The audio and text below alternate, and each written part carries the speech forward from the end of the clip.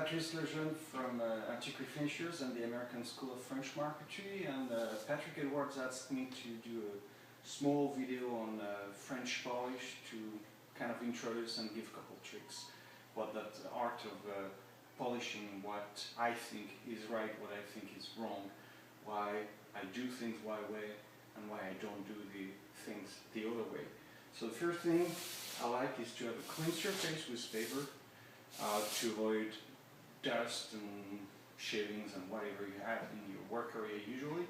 And the day before I mop the floor also to avoid any airborne particles that will finish in your polish, which is not that great because you want a very nice, sleek, glossy finish. So once I have my table ready with paper, the thing after is to fix your pieces on the table. So there's two different techniques I use 90% of the time. The first one is just when you don't care about the back, is to put nails, cut them, and therefore you can just put them on the table and that will move for the whole time you're polishing it. You may have to do the corners, and so if you do the corners you can just put it on the corner of the table and you can polish, then you can switch over and then you can polish the corner of the table like here.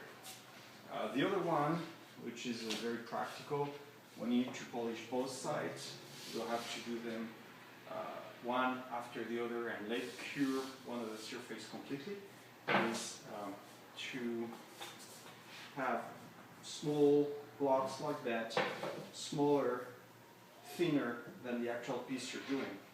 And you take nails and you just get those on your table. Doesn't have to be perfect. Well, I'd still like to have it real tight. So push well into the corner so you're aware it's tight, real tight. You don't want it to move, especially when you're going to do the other side.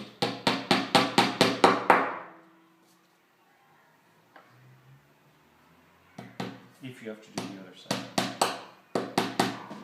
Okay, so now this is perfectly safe here. We're ready to work on it. Maybe a little bit on that one too. Never know. So next, you guys need some material for the French polish. So always the best quality of products if you want the best quality of polish. So the first thing you need is pumice. The finest pumice you can find, I think the finest you can get is usually far out. If you can get finer, just get it. This one we got pounds in France and it lasts forever. So this is silk pumice, silk for the finest you can get. So that's the pumice. Then you need shellac flakes. You can buy the shellac pre-mixed, but usually it's not the best quality. So what I do is I get the good quality flakes, de-waxed shellac. This is a blonde that I'm mixed with alcohol. It's denature, 190 proof alcohol, the highest grade alcohol without getting broke, because they can be very expensive. They don't need to be lab alcohol, but 190 proof denature alcohol is the best. So I don't do pound cuts. I know you guys usually do pound cuts, but I don't understand it. First, because there's pound and gallon in it. So the way we do it in France, and I have been taught to do it, and I'm used to it, but I'm going to tell you what it is. It's 200 grams of shellac flakes for a liter of alcohol. So it's 250 grams. So it's kind of a quarter of a liter. A liter is a kilo. 250 grams is a quarter of a kilo. So if you want to translate that in ounces, because most of you gram kilos, it's like me with pound and ounces and gallons. It's you put your container on the scale. You put 1 ounce of shellac flakes, and then you pour 4 ounces of alcohol. Then you get whatever pound cut it is. But doing that is a consistent way to have the same strength of shellac, the same ratio alcohol shellac each time. I don't want to do pound cuts because I have to think about gallons of alcohol. maybe do it smaller, of course, but still the base quantity is about gallons, which is way too much.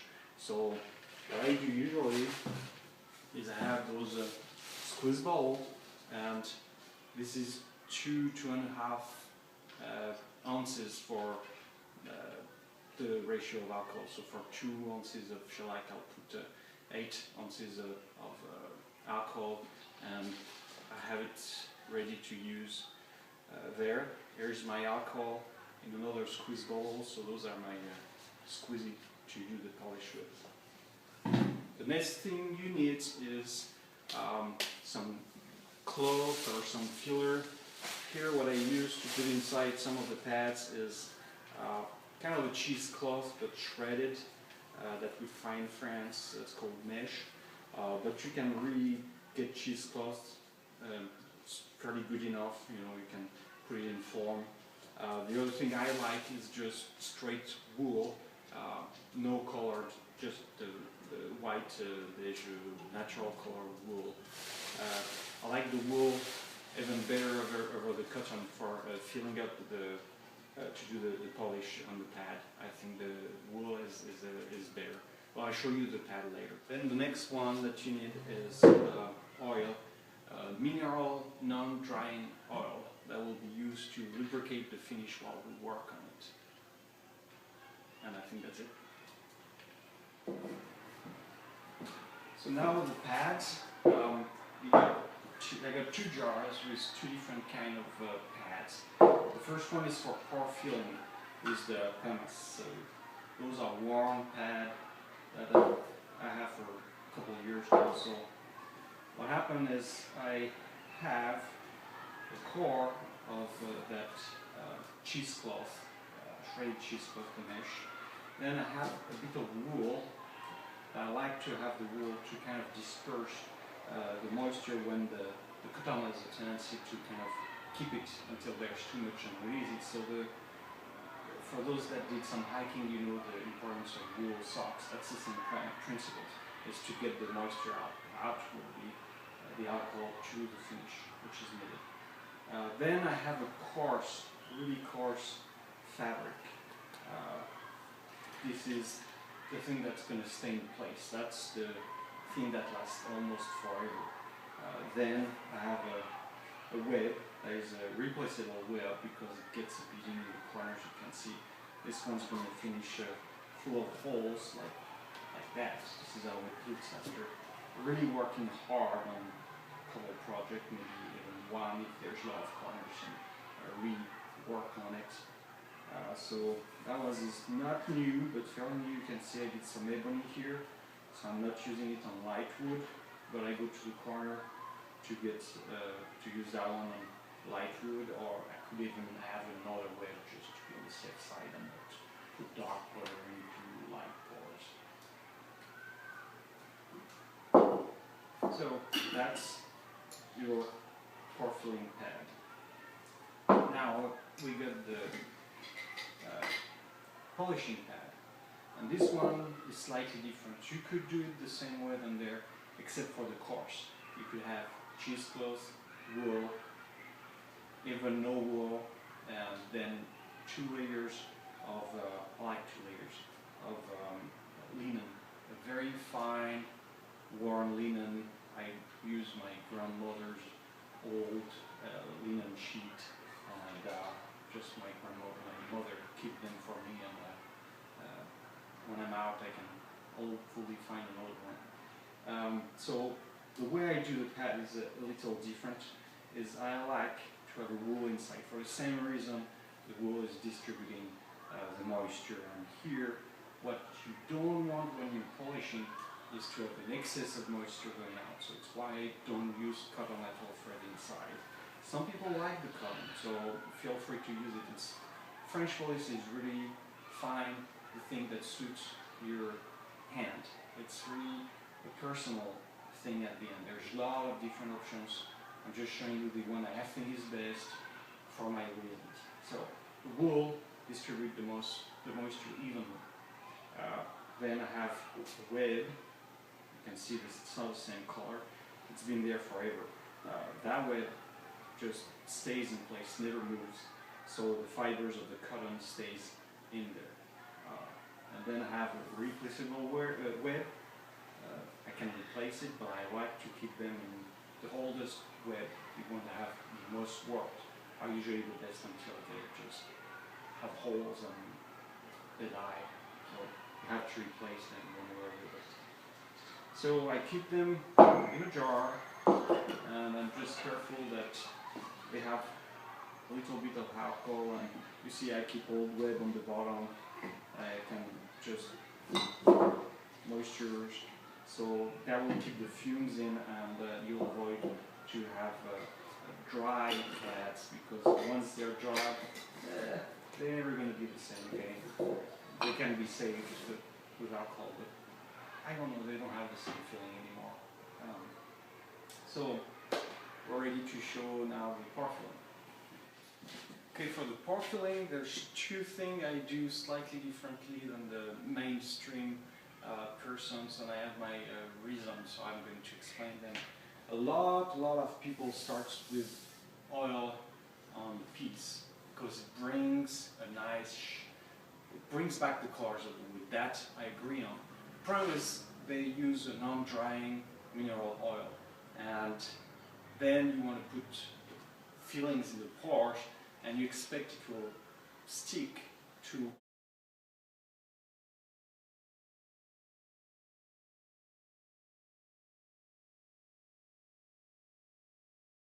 oiled wood with a non-drying oil. So that's where I don't follow that path.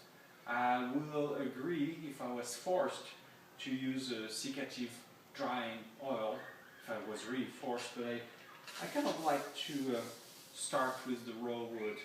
I end up feeling that it gives a nicer, natural color to the wood, where the oil can sometimes be a little weirdish colors. So that's one of the things I don't like. Oil the wood, especially with non-drying oil. Then you have the pumice. So we already showed the pumice, and there's a different way of putting it down. That's Patrick's way. He likes the shaker. That gives a lot. I don't like it. It's too much, because after you have to kind of put it all the way around. It's not really even. So what I like is this. I don't know if you can see the powder coming out, but if I put it together, then you'll see that there's dust. And that gives a really nice cloud going down. You could even beat it down if you wanted more, but still it gives a little too much, so then I have to do that. I like making it kind of small particles, small dust of that pumice. And then the other, speaking of container, that container I don't like for pumice, but I really like it for the oil, because you can put 3 drops. Oops, almost did what I hate. So the other thing that I do also slightly differently than most of the cabinet makers is that when I read or when I look online and videos on YouTube, I look at how people do the French polish, and most of them that goes with the pumice says that you pour fill with just alcohol. So here's my point: is pumice is stone.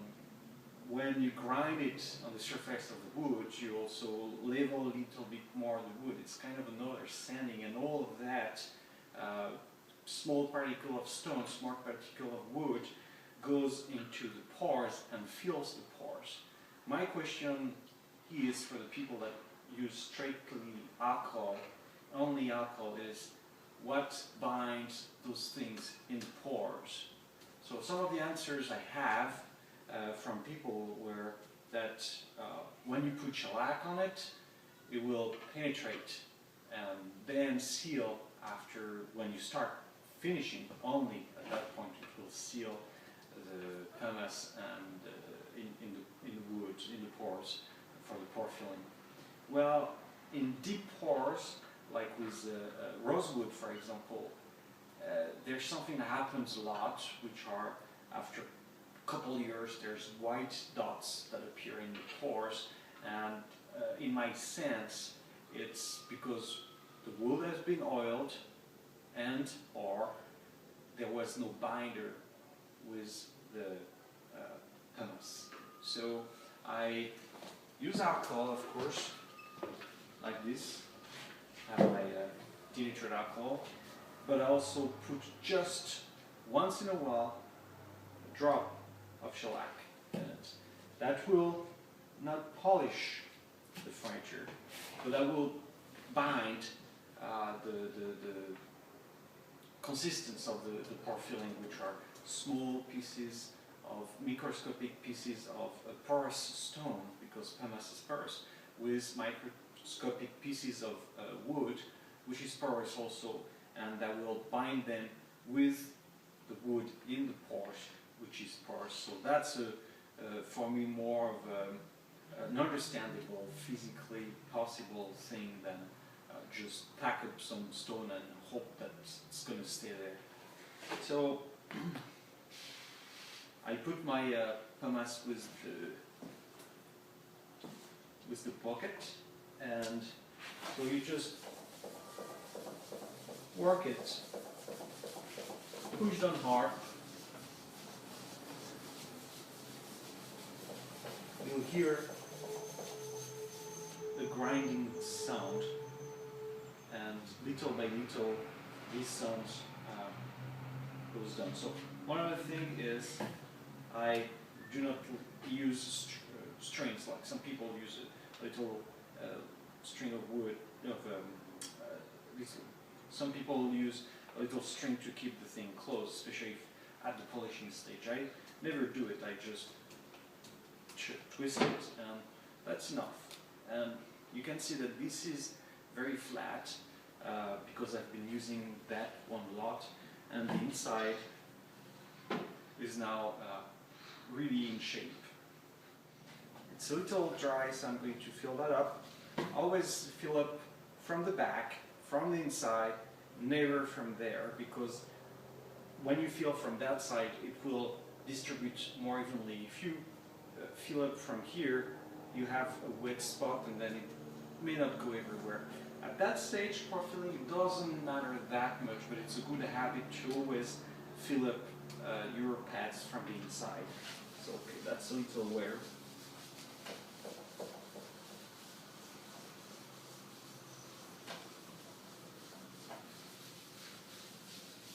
Always insist on the outside, on the edges, because that's where the pore filling is going to be less good usually. That's where you have the most open pores. It's the corners mainly, then the edges. The middle is kind of going to feel itself. It's going to be filled. You may have to think about doing it, but focus on doing the corners, then the edges. The middle is usually the one that is the best filled, the more filled. And you don't want that, you want everything to be filled.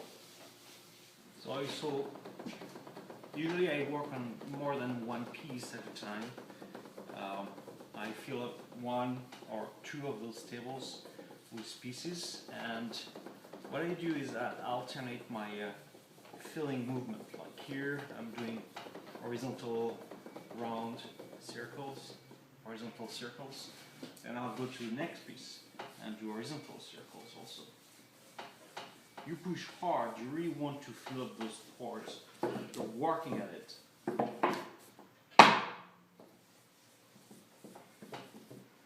Then you go back to your first piece, or you have gone all around doing the same movement of circles, and then you'll do those vertical 8, for example, or horizontal 8, horizontal circle, vertical circle, clockwise, counterclockwise.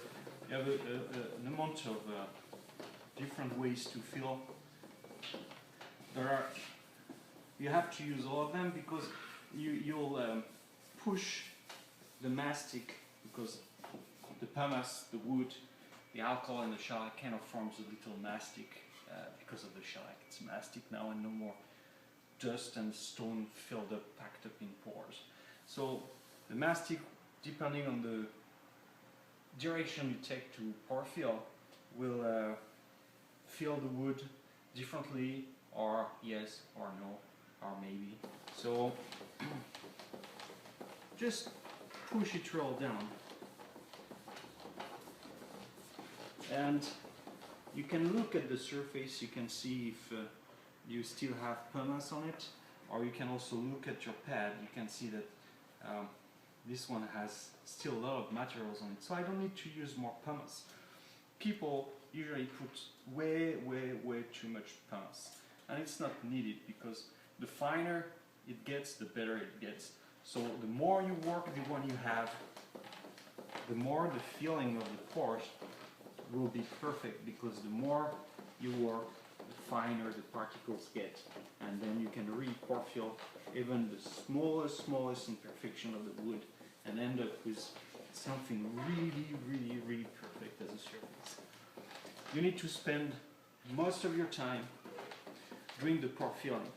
This is the most important part in French polish, because if you have a bad surface to start with, you end up with a bad surface at the end, or you have to sand it a couple times, and you don't want to do that. You want to start with a nice, smooth satin. It's going to look satin, and every pores are to be filled. Then when you do the French polish, it's real fast, so less problems. Because the longer you work the French polish, the more you're going to have problems. So you want a better surface, so you don't have to work that much after on the polish. The way you look at your pore filling is you try to catch some light to find out how your pores are filled. So here is my overhead light, which is there, and I also use the windows here to check how pore filled things are. So those are the two lights that are useful.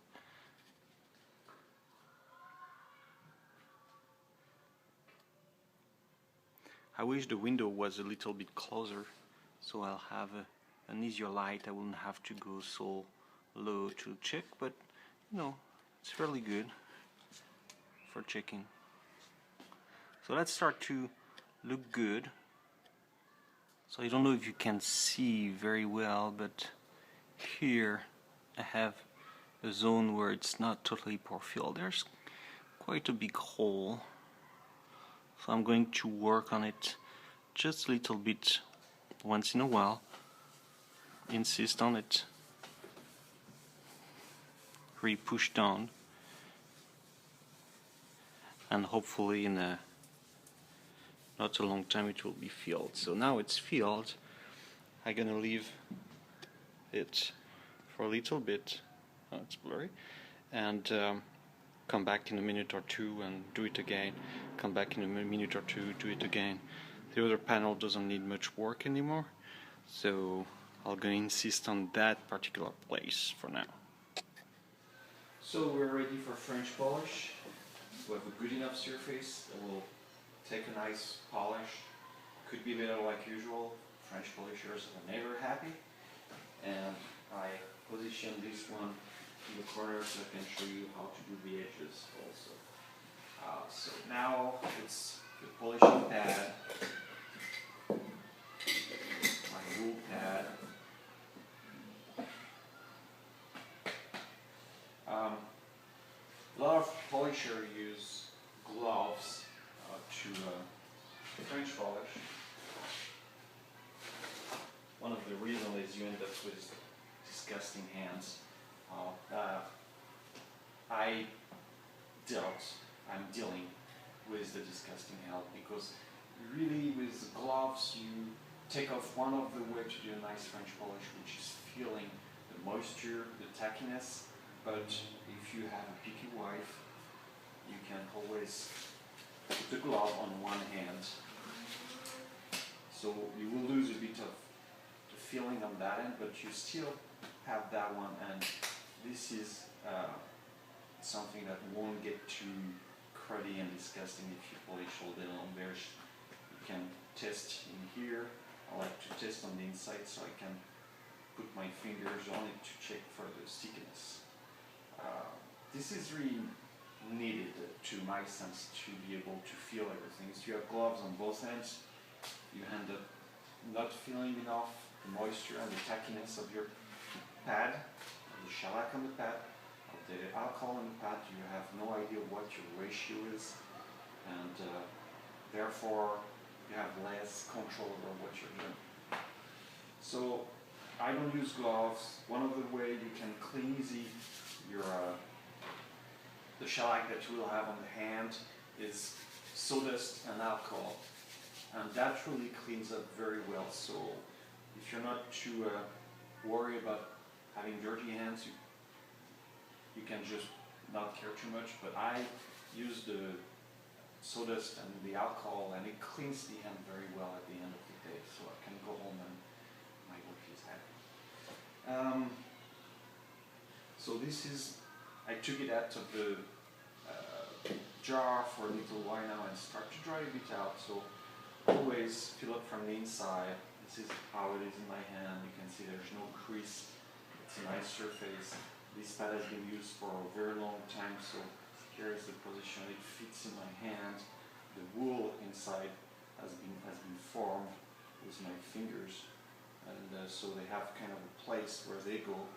And touch it now. I have fibers in my fingers. So don't touch the wool once you're ready to polish. You have clean hands, no fibers on it, so leave it that way. Here's your pad. What you do when you want to open it, take it with your left hand, shake it so you open it and you have access to the inside. Once again, you want to feel from the inside so there's a better distribution.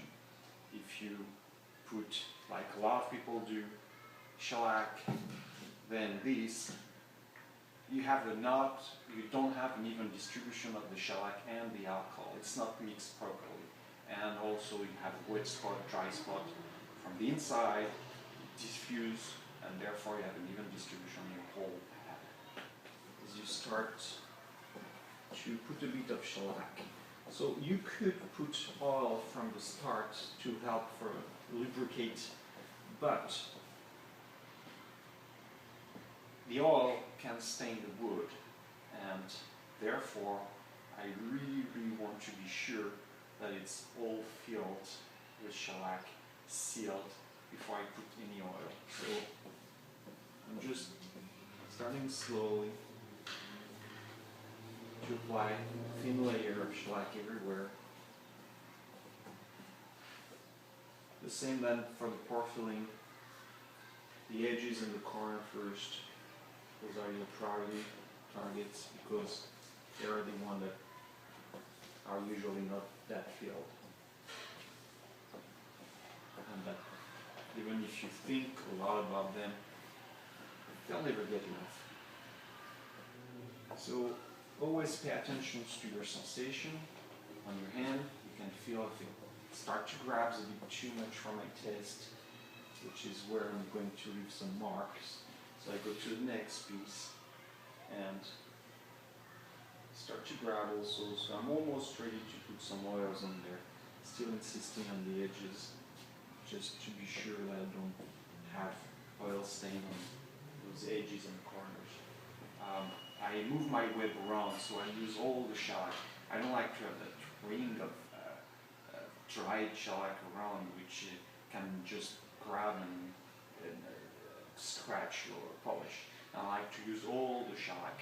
That way you can control the game. Once again, it's control what you have on your web and what you're doing on the piece. So now it is ready. So a lot of people, again, they do things differently. Put the oil on the pad.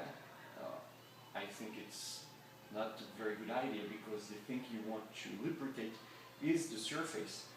If you put the oil on your pad, it's just going inside your pad. And first, you don't want to polish with oil. It's not an oil finish, it's a shellac finish.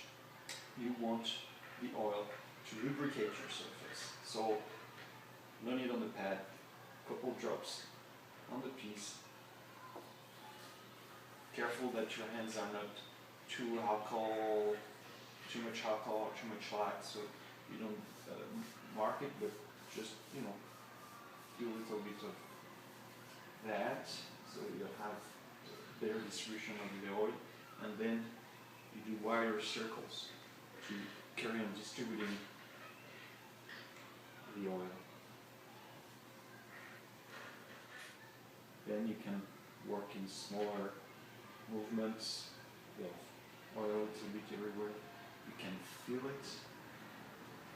It's on the surface of the wood. Therefore,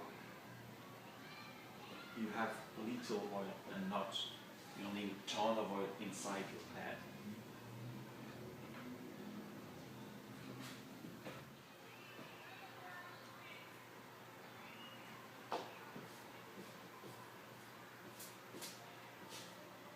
So I put some on the edges. I have too much, so I can put some more on there.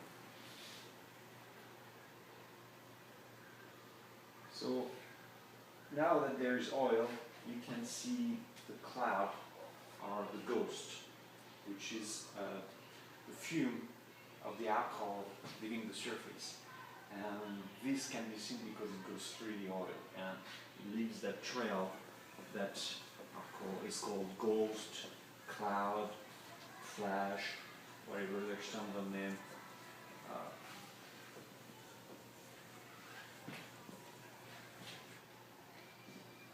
So the sensation is good. You see, I never go to that point, but I always track all the shellac on my web. You see that the inside web never moves, it's the outside that moves, so I can use the whole area. So when I'm concentrating, and I have a lot of pieces again, I'll do the same movement. So here we're vertical rounds, do vertical rounds, don't forget the edges. You can try to do the rounds on the edges too, but it's easier to do straight lines. Then I'll do horizontal eights, that goes for half panels, horizontal eights.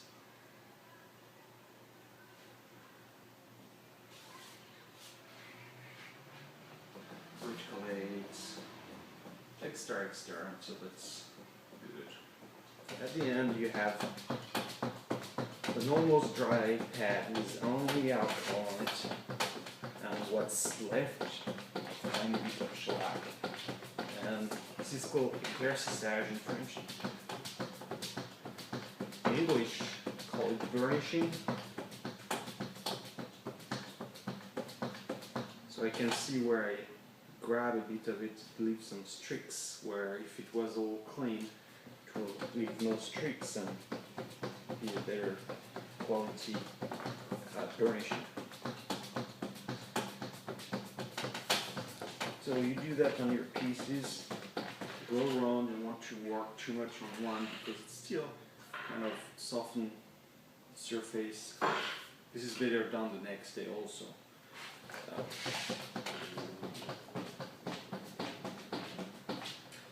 There's another way to do the éclaircissage, rubbing, is with a burnishing. It's with a rubbing compound. In France, we still have shops with traditional recipes. This is from HMV, it's called Popote, Nicoclea. And this is traditional rubbing compound for furniture, and it's very, very nice even on French polish.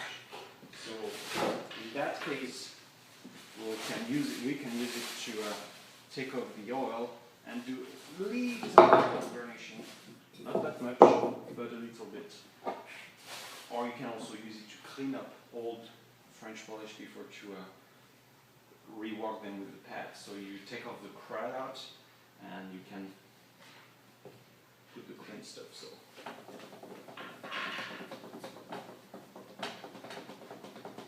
this has some tripoli suspension in it, a bit of wire, quite a bit of wire, a tiny bit of alcohol, and also sulfuric acid, if I remember well.